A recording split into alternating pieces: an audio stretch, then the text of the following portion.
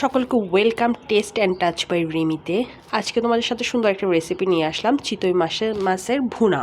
সুন্দর ভুনা করব টমেটো দিয়ে, ঝোল ঝোল। কেমন হয়েছে অবশ্যই তোমাদের সাথে শেয়ার করতে এসেছি। দেখো সুন্দর করে পেঁয়াজটা বেরেস্তা করে নিচ্ছি, মানে অ্যাভারেজে যেগুলো সবসময় আমরা রান্নাতে দিয়ে থাকি সেরকমই, জাস্ট মাছটা চেঞ্জ। বাট মাছ চেঞ্জ হলে অবশ্যই টেস্ট চেঞ্জ হয়, সব মাছের তো একরকম টেস্ট আসে না।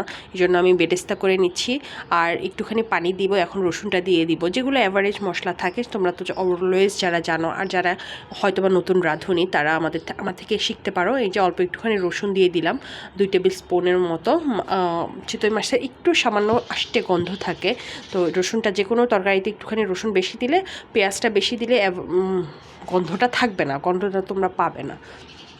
এর মধ্যে টমেটোটা দিয়ে দিলাম, মশলাটা কষানো প্রায় শেষ। টমেটোটা যখন একটু গলে আসবে, এখন যেহেতু সিজনাল টমেটো পাওয়া যায় না, তাহলে এই টমেটোটা একটু গলতে একটু সময় লাগবে। তোমরা টমেটো দেখলেই অলওয়েজ বুঝবা যে কোন টমেটোটা কতক্ষণ কুক করতে হবে।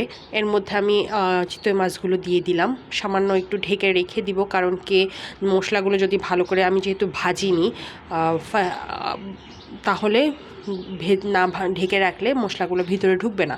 সুন্দর করে ঢেকে রেখে দিলাম। দেখো এখন মরিচটা দিয়ে দিব, মরিচ আর জিরা গুঁড়া। আমি সাধারণত জিরা গুঁড়া দেই না বাচ্চাদের, যেহেতু খাওয়া এত স্পাইস দেওয়া ঠিক না, তো আজকে দিয়ে দিলাম। ভাবলাম যে না দিলে মনে হয় ভালো লাগবে না, এই জন্য। যেহেতু অনেক দিন পর খাওয়া হলো চিতল মাছটা।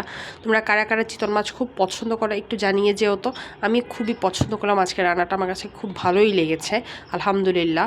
আর কোন অঞ্চলে খুব ভালোভাবে চিতল মাছ অন্য কোনো ওয়েতে রান্না করো তোমরা একটু জানিয়ে যেও। তোমরা কিন্তু আমার পেজটাকে ফলো করো না, কমেন্টস করো না, ইউটিউব চ্যানেলটাকে সাবস্ক্রাইব করে ঘুরে দেখে আসতে পারো, ওর নতুন নতুন জিনিস পাবে আমরা ওখানে। আর সবাই আমার সাথে থাকবে। তোমাদের সাথে কথা বলতে বলতে আমার রেসিপিটা অলমোস্ট ডান।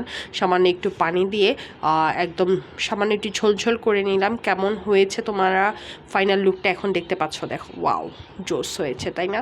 কেমন হয়েছে, শেষ হয়ে গেছে। Thank you. এখন অফ করে দিলাম চুলাটা। তোমরা আল্লাহ হাফেজ, ভালো থেকো।